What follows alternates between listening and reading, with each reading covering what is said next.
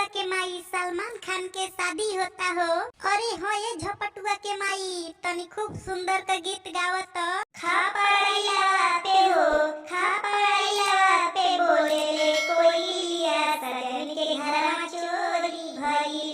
खा पड़ैया पे बोले ले कोइलिया सजन के घरवा चोरी भई।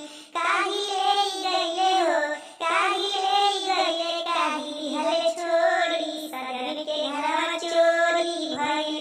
खा पड़ैया पे बोले ले कोइलिया सजन के घरवा चोरी भई। झुमका ले गइले हो, झुमका ले गइले हो, झुमका ले गइले, झुलनी हले छोड़ी सजन के घरवा चोरी भई।